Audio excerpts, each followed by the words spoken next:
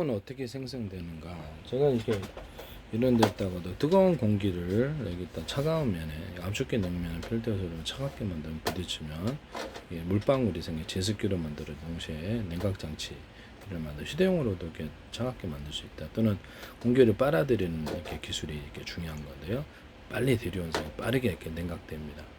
이것도 에어컨 냉장고 같은데 이런 데에도 쓸 수 있고 냉풍기로도 쓸 수 있고 하시면 저희들이 이런 원리를 냉장고 안에서도 그다음에 이거를 이게 뭐죠 뜨거운 이 면을 가열의 시터기로 뜨겁게 하다 공기를 이렇게 빨아들여서 이 면에 닿게 하면 살균 장치도 되면서 그래서 이걸 이렇게 금속에 가열해서 살균 장치로 만드시면 작게 만들든 크게 만들든 하시면 재밌어요.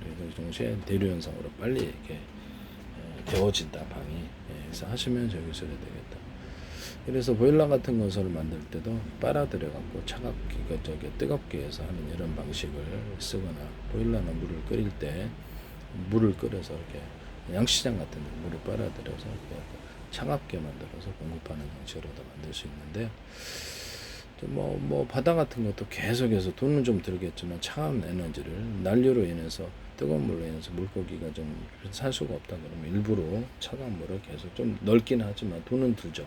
여러 지역에서 차가운 물을 만들어 뜨거운 물을 만들어 인위적으로 조성할 수 있다. 양식장처럼 말씀을 드려죠. 구름이 이제 그 뜨거워진 물이 이렇게 어떤 증발을 하잖아요. 가스불 물 끓이면 증발을 하듯이 이게 수증기가 증발한 물방울이 맺히게 되는데 겨울에도 바깥에 차갑고 그래서 뜨거운 집안의 공기가 이렇게 창문과 되면 이렇게 물방울이 생기는 걸 발견하게 되는데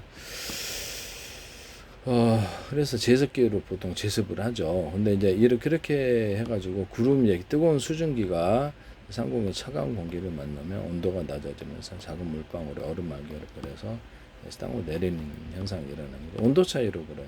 그래서 지상에서 이게 햇빛이 축적되거나 뭐 이런 현상으로 인해서 이렇게 지표면이 달궈지고 이렇게 밤이만 좀 그렇게 차가워져. 그래서 위로 올라가고 공기가요.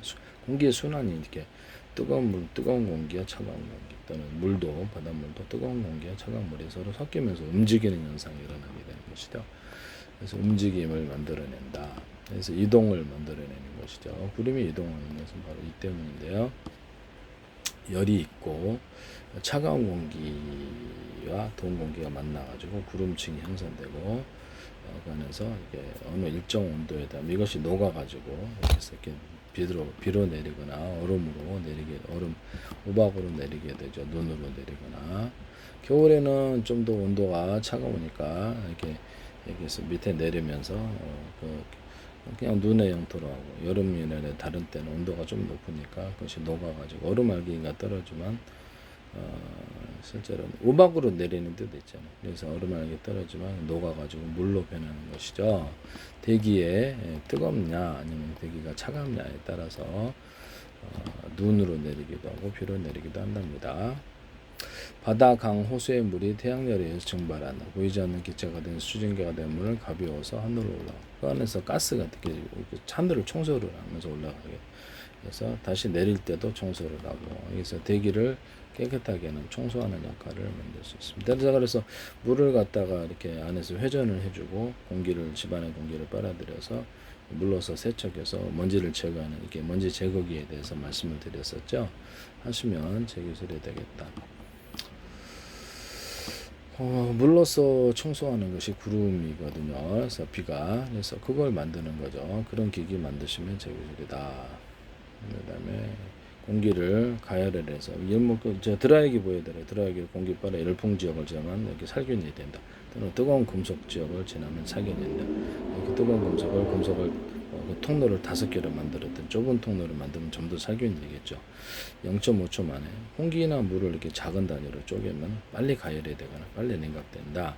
압축기 냉면으로 시원한 공기와 물을 공급하든지 뜨거운 물과 뜨거운 공기를 공급하다. 석유라든지 액상을 끓일 때도 이 방식을 사용한다. 원자력, 석탄, 석유, 가스 발전에도 나오고 집안의 난방기에도 이렇게 이 기술을 통해서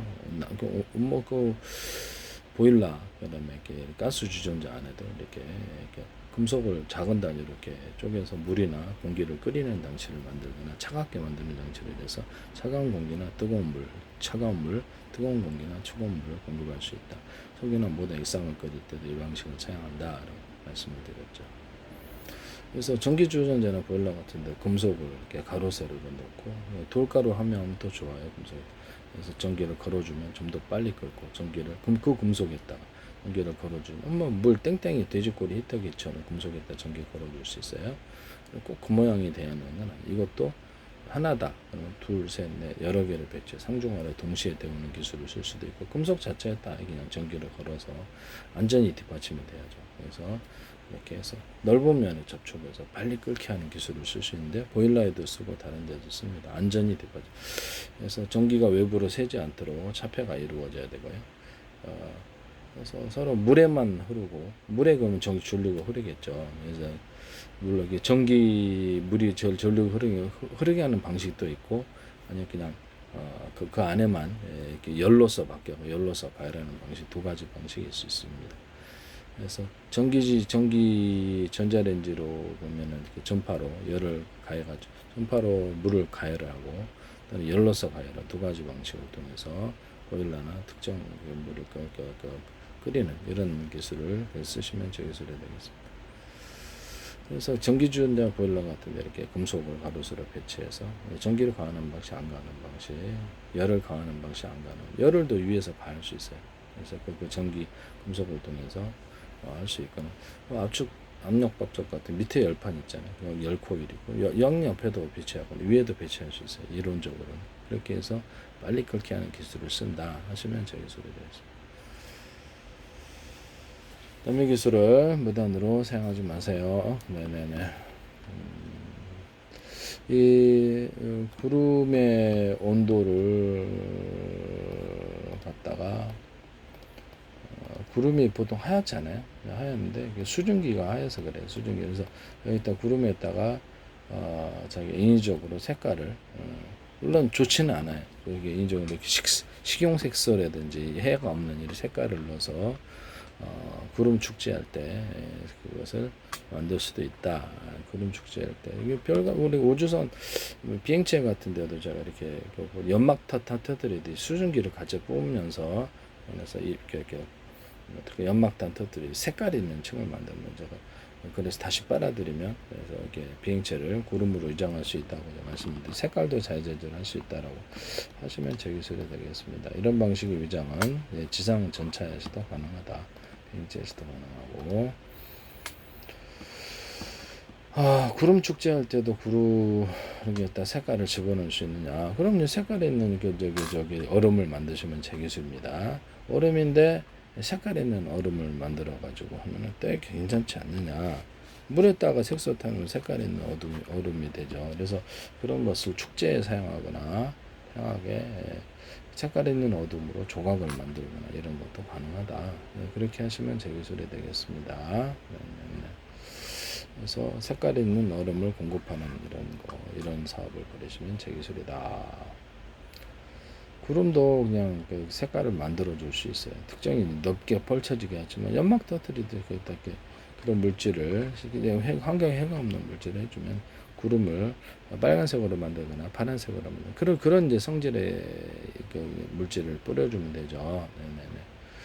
아니면 거기다 작은 얼음 알갱이를 그 위에다가 이렇게 미세하게 이렇게 얼음 알갱이를 이렇게 스키장에 눈 하는 것처럼 이렇게 공중에서 비행체를 이용해서 이렇게 얼음을 이렇게 뿌려주면은 물은 좀 많이 들겠지만 거기다가 이론적으로 색깔 있는 구름을 만들 수가 있어요. 네네네. 뭐 남극 같은 데는 북극 같은 데 얼은다 그러면 지금 스키장에 눈 만드는 걸 뿌려라. 돈은 좀 든다. 그래서 수자를 많이 하면 거기도 얼음층을 많이 만들 수 있다라고 말씀을 드렸죠. 그럼 이제 좀 더 차갑게 빙하를 좀 더 많이 유지를 하는데 빙하도 엄청나게 얼음 공항에서 얼음 만든 빙하도 엄청나게 생산해서 지구의 열기를 식히고 바닷물의 온도를 식히는 그런 기술도 빙하를 그냥 돈이 좀 많이 들죠. 그렇지만 그렇게 할 수도 있다라고 말씀을 드렸습니다. 뭐 이론적으로 차가운 물을 만들기 위해서 그러면 이렇게 물을 차갑게 뭐 눈 뿌리는 그눈 만드는 스키장 있잖아요. 그거를 확 그냥 바닷물에 뿌려버리면 그냥 돈은 좀 들지만 차가워진다. 네네네.